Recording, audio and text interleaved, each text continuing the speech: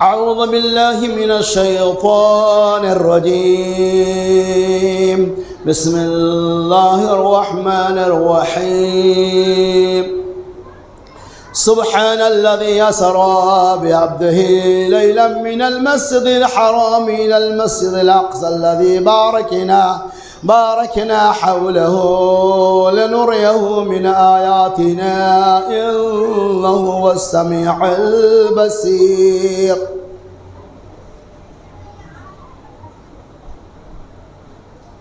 سورہ بنو اسرائیل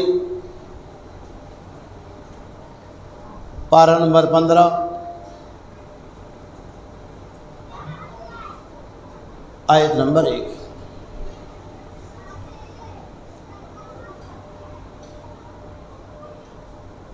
ہر قسم کی حمد و تعریف بڑائی اور کبریائی اللہ تبارک و تعالی کے لیے ہے، جس رب العالمین کی توفیق اور اس کے فضل و کرم سے ہم لوگ احترام والے مہینے میں داخل ہیں، یعنی 4 مہینہ جو خصوصیت کے ساتھ ادب و احترام کے لائق ہے قرآن و سنت کی روشنی میں، انہی 4 مہینوں میں سے ایک مہینہ رجب المرجب ہے. ماہ رجب المرجب کی مناسبت سے یا اس رجب المرجب کی فضیلتی اہمیت کی مناسبت سے لوگ بہت سارے واقعات اور بہت سارے قصے کہانیوں کو جوائنٹ کرتے ہیں، جوڑتے ہیں.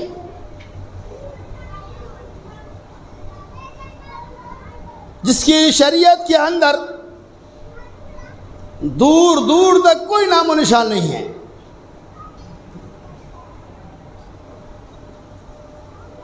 بعض لوگ اس رجب کی ابتدائی دنوں کے اندر ایک خصوصی پروگرام کرتے ہیں جس کا شریعت سے بھی کوئی تعلق نہیں ہے. بعض لوگ ایسے ہیں جو امام جعفر صادق رحمۃ اللہ علیہ کے نام سے کنڈے کے نیاز کرتے ہیں. اس کی بھی شریعت میں دور دور تک کوئی نسبت نہیں ہے. معراج النبی صلی اللہ علیہ وسلم ایک عظیم معجزہ ہے، یعنی جسے عام زبان کے اندر ہم معراج کہتے ہیں.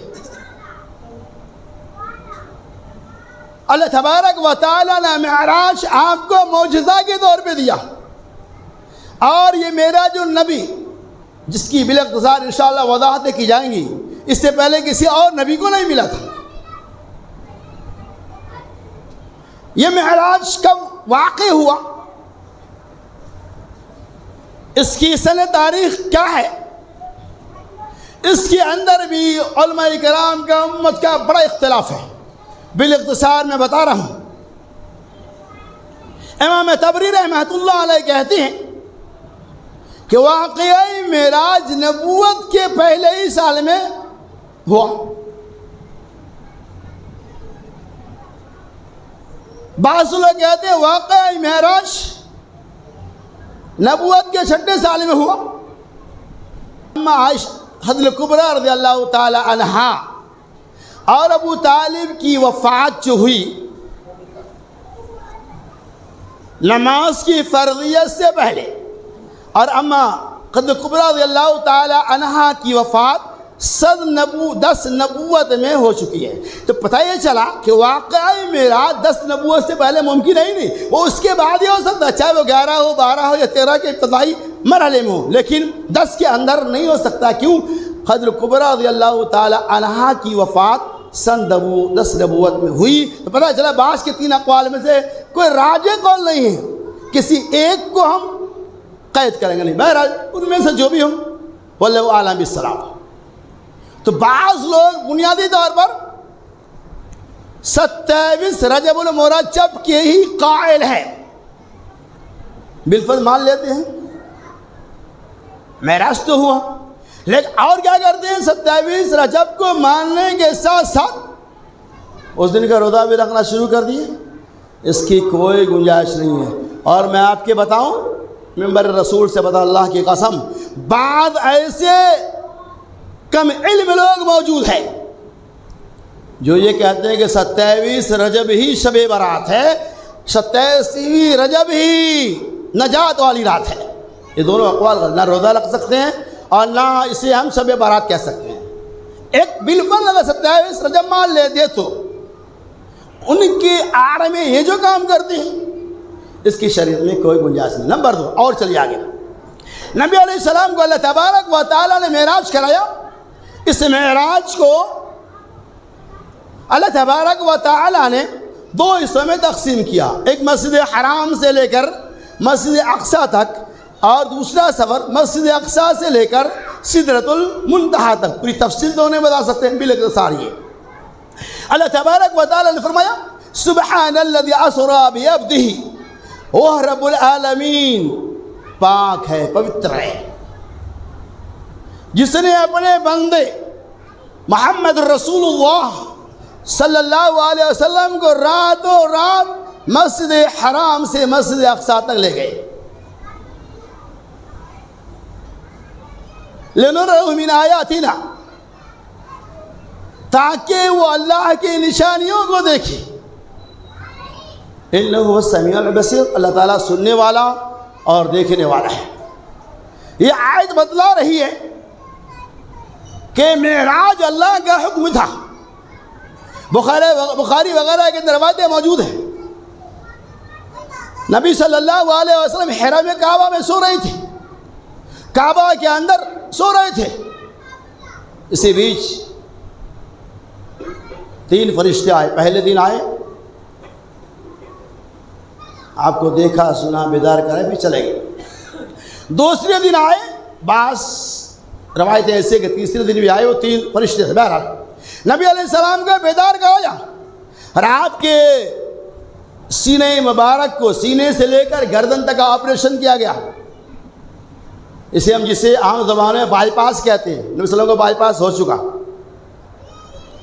اور دل کلیجی وغیرہ کو نکالا گیا، صاف کیا گیا، سونے کے تش میں رکھا گیا، پھر صاف و شفاف کرنے کے بعد اپنی جگہ پہ لگا دی گئی، اور براق کو لایا گیا، اسی براق پر سوار کیا گیا، آپ صلی اللہ علیہ وسلم سوار ہو گئے براق پہ، اور جس جانور پہ نبی علیہ السلام کا جسم عطر قدم مبارک آ جائے اس جانور کی حیثیت ہی الگ ہو جاتی ہے۔ وہ براق جس کے اندر اللہ نے طاقت دے رکھی، مسجد حرام سے مسجد اقصیٰ تک لے گئے، اور راستے میں بہت ساری نشانیاں بھی آپ نے دیکھا، کھجور کے باغات، اہل مدین، مدینہ وغیرہ وغیرہ۔ مسجد اقصیٰ گئی، اللہ کے حکم سے براق کو وہاں باندھا گیا، نبی علیہ السلام نے تمام انبیاء علیہ السلام کی امامت کی، نمازیں پڑھائی، اور پھر دوسرا سفر شروع ہوا جسے عرج بھی، یعنی آپ کو چڑھایا گیا، سیڑھی پہ آپ چڑھے، آسمان کی طرف گئے۔ اب یہ سارے واقعات کو اللہ تبارک و تعالیٰ بیان کر رہا ہے۔ نبی علیہ السلام 7 آسمان کا سیر کیے، جنت اور جہنم کو دیکھا، تمام نبیوں کا دیدار کیے، سدرۃ المنتہا تک گئے، عرش معلیٰ تک گئے، اور پھر واپس بھی آ گئے۔ جنت اور جہنم کی کیفیت کو بیان کر رہے ہیں۔ یہ سارے واقعات اگر کوئی آدمی کہے کہ نبی علیہ السلام نے اس چیز کو بیداری میں کیا تھا، اور حقیقت حال یہ ہے کہ بیداری کی بات ہے، یہ اللہ نے کرایا، لیکن مشرکین اہل قریش اس چیز کو نہیں مان رہے تھے۔ ایسا کیسا ممکن ہے؟ بہرحال میں آپ کو بتا رہا ہوں۔ تو اللہ تبارک و تعالیٰ نے آپ صلی اللہ علیہ وسلم کو آسمان پر لے کر گئے۔ اصل میں جو بتانا میرا مقصود ہے وہ ہے تحفہ معراج کا پیغام انسانیت۔ اس پوائنٹ پہ غور کیجیے۔ جب پہلے آسمان پہ گئے، حضرت آدم علیہ السلام سے ملاقات ہوئی، سلام علیک ہوا، دعائیں دیے۔ دوسرے آسمان پہ گئے، حضرت یحییٰ، زکریا اور حضرت عیسیٰ علیہ السلام سے ملاقات ہوئی، سلام علیک ہوا، پھر آگے بڑھے۔ تیسرے آسمان پہ گئے حضرت یوسف علیہ السلام سے ملاقات ہوئی، سلام علیکم، وہ پھر آگے بڑھے، چوتھے آسمان پہ گئے تو حضرت ادریس علیہ السلام سے ملاقات ہوئی، سلام علیکم، وہ پھر آگے بڑھے، اور جب پانچویں آسمان پہ گئے تو حضرت ہارون بن عمران، یعنی ہارون اور موسیٰ علیہ السلام دونوں بھائی ہیں، ہارون علیہ السلام سے ملاقات ہوئی، سلام علیکم، وہ پھر آگے بڑھے، جب چھٹے آسمان پہ گئے تو حضرت موسیٰ کلیم اللہ سے ملاقات ہوئی، انہوں نے بھی سلام علیکم کیا۔ یہ واقعہ میرا دیکھے پیغام کیا اس کے اندر، سلام علیکم، وہ ساتویں آسمان پر جانے لگے تو موسیٰ علیہ السلام زاروں قطار رونا شروع کر دیے، رو رہے بڑھ بڑھ کر رو رہے ہیں۔ نبی علیہ السلام تعجب کرنے لگے، اس سے ایک بات کیجئے، کس سے پوچھا؟ اے جبرائیل علیہ السلام کیوں رو رہے؟ موسیٰ علیہ السلام رونے لگے، پوچھا گیا اے موسیٰ کلیم اللہ رونے کی کیا وجہ ہے؟ کہا میں رو اس لیے رہا ہوں کہ نوجوان امت مجھ سے بعد میں آئی، جنت کے اندر امت محمدیہ کی تعداد سب سے زیادہ ہوں گی اور جنت میں سب سے پہلے امت محمدیہ ہی جائے گی۔ اللہ اکبر، کتنا بڑا مقام ہے امت محمدیہ کا، سب سے بعد میں آئے پہلے جنت میں جا رہے ہیں، اسی لیے موسیٰ علیہ السلام رونا شروع کر دیا۔ قرآن نے کہا ذالک فضل اللہ یؤتی من یشاء، یہ اللہ تبارک و تعالیٰ کا فضل ہے، اللہ جسے چاہے اپنے فضل سے نوازتے۔ اور آگے گئے، ساتویں آسمان پہ گئے تو حضرت ابراہیم علیہ السلام سے ملاقات ہوئی، سلام علیکم، اور جو آگے بڑھے تو سدرۃ المنتہا، یعنی بالکل عرش کے قریب پہنچ چکے۔ قرآن نے دوسری جگہ اعلان کیا دنا فتدلی، قریب ہوئے اور پیچھے ہٹے، زمین کا بیت اللہ خانہ کعبہ، آسمان کا بیت اللہ، وہ مقام جسے فرشتے وغیرہ اللہ کی عبادت کر رہے تھے، یعنی بیت المعمور۔ اور یہاں سے جب آنے لگے تو آپ صلی اللہ علیہ وسلم نے جنت و جہنم کو بھی دیکھا، تھوڑی جہنم کی کیفیت کا بیان کر رہا ہوں۔ نبی علیہ السلام کہتے ہیں کہ جب میں نے دیکھا کہ ایسی قوم ہے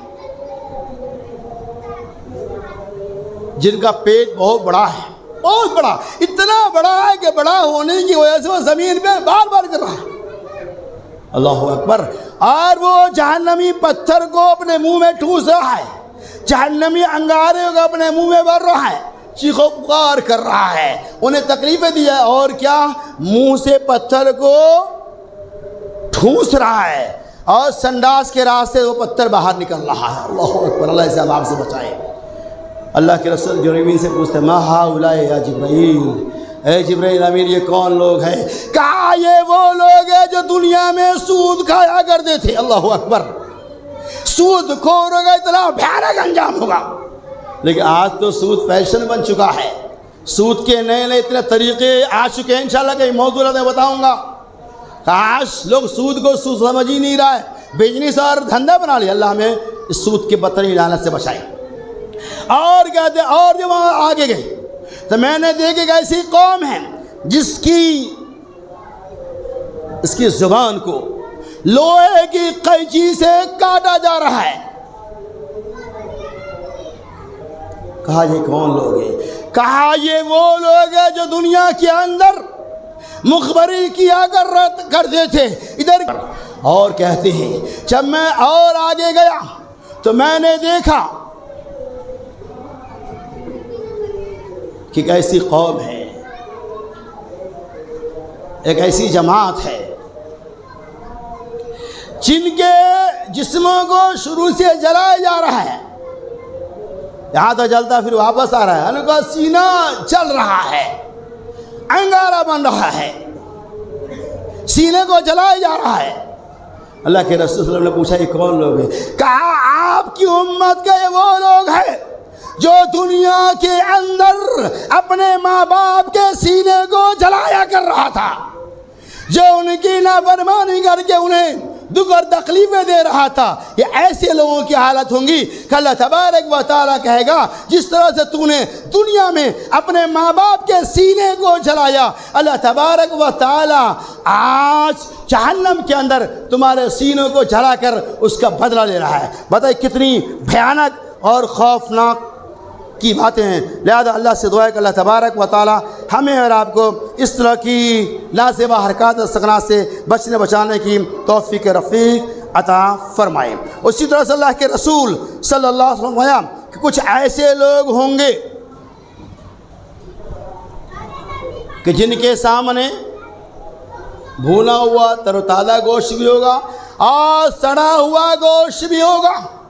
وہ بندہ سڑا ہوا گھلا ہوا بدبودار گوشت کو کھائے گا اور اچھے تازہ ترین گوشت کو چھوڑ دے گا۔ جبرائیل امین سے اللہ کے رسول پوچھتے ہیں کون ہیں گے؟ کہا یہ وہ زناکار لوگ ہیں جو دنیا کے اندر اپنی عورتوں کو چھوڑ کر دوسری عورتوں کے پاس جایا کرتا تھا۔ اسی طرح سے اللہ کے رسول صلی اللہ علیہ وسلم نے ارشاد فرمایا کچھ ایسی خواتین ہوں گی، زناکار عورتیں ہوں گی، یہ وہ عورتیں ہوں گی جن کے سینے کے اوپر اللہ تبارک و تعالی کانٹے کو یعنی ٹیڑھا میرا کانٹے کو ڈالے گا، چبھے گا، اس کا سینہ جلا ہوا ہوگا۔ کہے گا یہ کون لوگ ہیں؟ کہا یہ وہ لوگ ہیں، وہ زناکار عورت ہے جو اپنے اوپر کسی مرد کو پیش کرتا، وہ حاملہ ہو جاتی اور یہ کہتا یہ میرے شوہر کا حمل ہے۔ ایسی عورتوں کے سینوں کو اللہ تبارک و تعالی جلائے گا اور کانٹے یعنی بھیانک ٹیڑھے میرے کانٹے سے انہیں ایذائیں اور تکلیفیں دی جائیں گی۔ یہ پیغام واقعی معراج کے اندر آج معاشرے کے اندر نعوذ باللہ مرد بھی کچھ ایسے ہیں، خواتین بھی کچھ ایسے ہیں جو مرد اپنی حلال جائز بیوی کو چھوڑ کر نعوذ باللہ من ذلک ناجائز عورتوں کے بعد جا کر اپنی پیاس کو بجھاتے ہیں۔ کچھ خواتین ایسی ہیں نعوذ باللہ من ذلک شوہر کے غیر موجودگی میں کسی اجنبی مرد سے زنا کراتی ہے۔ اس ایسی عورتوں کا، ایسے مردوں کا اتنا بھیانک انجام ہوگا۔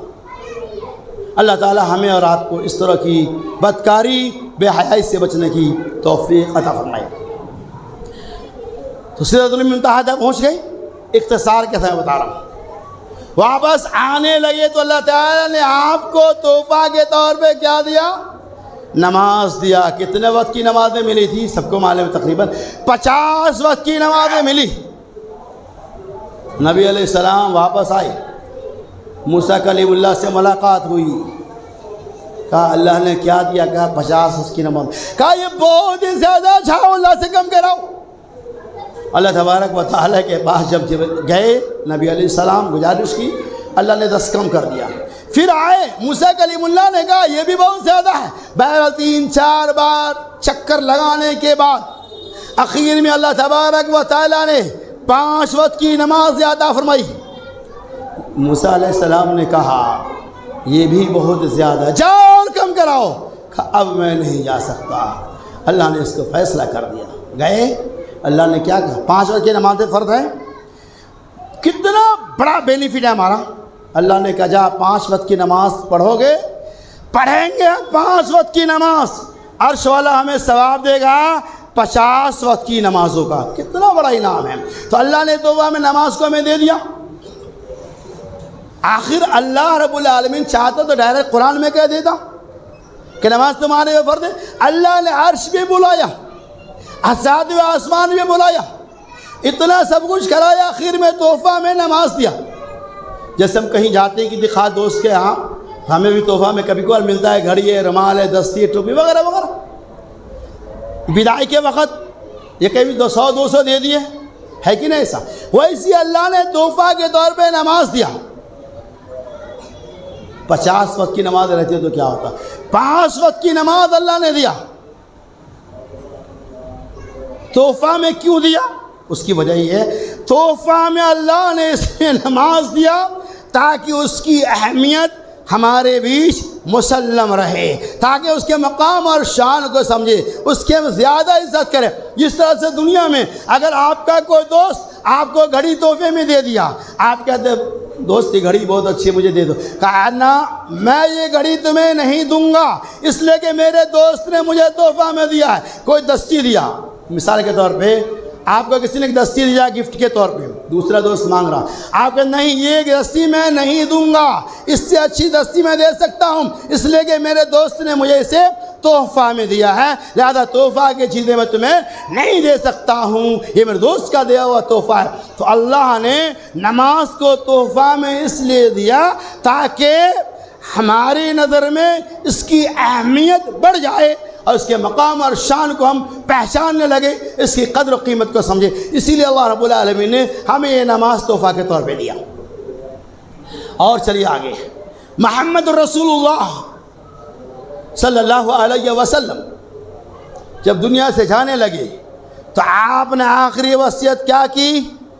اور جو سنو میرے دوستو، یہ پیغام معراج کیا کہا؟ الصلاۃ وما ملکت ایمانکم، الصلاۃ الصلاۃ۔ اے مسلمانوں، اے میرے امتیوں، سنو، آخری وقت میں آپ کہہ رہے ہیں، وصیت کے طور پہ کہہ رہے ہیں، اے میرے بھائیو، اے لوگوں سنو، اے ایمان والوں سنو، الصلاۃ الصلاۃ، نماز کو قائم رکھنا اور اپنی لونڈیوں کے ساتھ اچھا سلوک کرنا۔ کیا کہا نبی نے؟ آخری وصیت کے طور پہ کہا۔ وصیت کا میننگ کیا ہوتا ہے وہ تو جانتے ہیں آپ، کہ اگر آپ کے باپ نے، آپ کی والدہ نے مرنے کے وقت کوئی وصیت کی ہے تو آپ اسے پورا کرنے کی حتی المقدور کوشش کرتے ہیں، اور یہ کہتے ہیں میرے باپ نے یہ وصیت کیا تھا لہذا مجھے اسے کرنا ضروری ہے، اسے میں کروں گا۔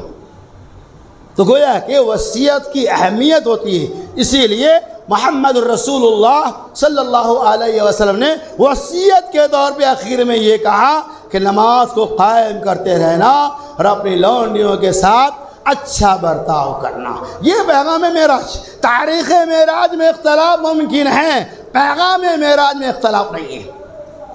لہذا اللہ تبارک و تعالیٰ پیغام معراج، مقصد معراج کو سمجھ کر اس کے اوپر عمل کرنے کی توفیق عطا فرمائے۔ آپ صلی اللہ علیہ وسلم آ گئے، لوگوں کے دماغ میں یہ بات نہیں آئی؟ نبی نے جب کہا کہ اللہ نے مجھے معراج کرایا، میں نے جنت دیکھا، جہنم دیکھا، یہ دیکھا، وہ سب کچھ بتایا۔ ابو بکر کو لوگوں نے بلایا، نعوذ باللہ، اہل قریش نے بلایا، اہل مکہ نے بلایا اور کہا دیکھ تمہارا نبی، یہ تمہارے نبی محمد صلی اللہ علیہ وسلم کل تک نبوت کا دعویٰ کر رہے تھے، آج کیا کہہ رہے ہیں معلوم ہے؟ کہا کیا کہہ رہے ہیں؟ کہا میں نے آسمان دیکھا، زمین دیکھا، عرش پہ گیا، یہ جنت جہنم وغیرہ وغیرہ۔ کہا میرے نبی اگر کہہ رہے ہیں رب ذوالجلال کی قسم، بات جھوٹی نہیں ہو سکتی ہے، کیا کوئی دلیل پیش کریں گے؟ کہا بے شک پیش کریں گے۔ نبی علیہ السلام کو بلائے گا، سر واقعہ اس میں کوئی معنی نہیں۔ اللہ نے یہ سب کچھ عالم بیداری میں کرایا۔ آپ سن لیجئے غور سے، خواب میں تو کوئی بھی چلا جاتا ہے مکہ مدینہ، عالم بیداری میں اللہ نے زمین و ساتوں آسمان کا سیر کرا، جنت اور جہنم کو دکھلایا۔ عالم بیدار جاگتے ہوئے عالم، خواب میں نہیں۔ خواب میں تو آپ بھی بہت کچھ دے سکتے ہیں، خواب کی بات ہے نہیں، تو لوگوں نے کہا نہیں خواب کی بات ہے۔ نبی علیہ السلام نے کہا خواب کی بات نہیں ہے، یہ عالم بیداری کی بات ہے۔ انکار کیا۔ نبی علیہ السلام جب جا رہے تو راستے میں آپ نے بتایا کہ میں راستے میں گیا، تمہارا اونٹ کا قافلہ جا رہا تھا، مجھے پیاس لگی، اونٹنی مجھے دیکھ کر بتک گئی، بتکی تو اس کو ٹانگ بھی ٹوٹ گیا، میں نے تمہارے مشکلے سے پانی بھی پیا۔ وہ کب کی بات ہے بتایا؟ بلایا اس قافلے کو۔ کیا راستے میں کوئی واقعہ پیش آیا؟ کہا ایک واقعہ ایسا پیش آیا، ایک خوبرو نوجوان تھا اور اس کو دیکھ کر میری اونٹنی بھدکنے لگی، اس کا ٹانگ ٹوٹ گیا، وہ میرے مشکلے سے پانی پیا۔ کیا صحیح ہے؟ نہیں مانا۔ ابو بکر کو اسی وقت اللہ کے رسول صلی اللہ علیہ وسلم نے کہا، صدیق سے خطاب کیا اور کہا یہ صدیق ہے۔ اہل مکہ کہاں مانا، سارے جو بھی دلائل مانگے نبی علیہ السلام نے پیش کیا، گواہ پیش کیا، سب کچھ پیش کیا، لیکن نہیں مانا۔ کہا یہ کیسے ہو سکتا ہے، کتنا بڑا آسمان چلا جائے راتوں رات، چند گھڑی میں آسمان پہ پہنچ جائے اور آ بھی جائے، یہ کیسا ممکن ہے؟ لیکن نہیں، رب جو چاہے وہ کر سکتا ہے۔ اس کی مثال ایک دیکھ کر میں بات کو ختم کروں گا۔ جس طرح سے آج سے 50 سال پہلے کی تاریخ کو دیکھو، 50 سے پہلے، 100 سال پہلے کیا فون کا زمانہ تھا؟ کوئی کسی سے بات کر سکتا تھا؟ کیا کسی کا کیمرہ کوئی لے سکتا تھا؟ کیا کوئی فوٹو کو دیکھ سکتا تھا؟ نہیں دیکھ سکتا تھا۔ آج معاملہ کیا ہے؟ آپ کے والد امریکہ میں بیٹھا ہوا ہے، انڈیا میں بیٹھ کر چند گھڑی کے اندر آپ ان کی تصویر کو دیکھ لو، سیکنڈوں کے اندر ان کی تصویریں آپ کے موبائل پہ آ جاتی ہیں، آپ کی تصویر ان کے موبائل پہ چلی جاتی ہے۔ کتنا بڑا فاصلہ ہے! وہ سفر جو مہینوں میں طے ہوتا تھا آج گھنٹوں میں طے ہو رہا ہے۔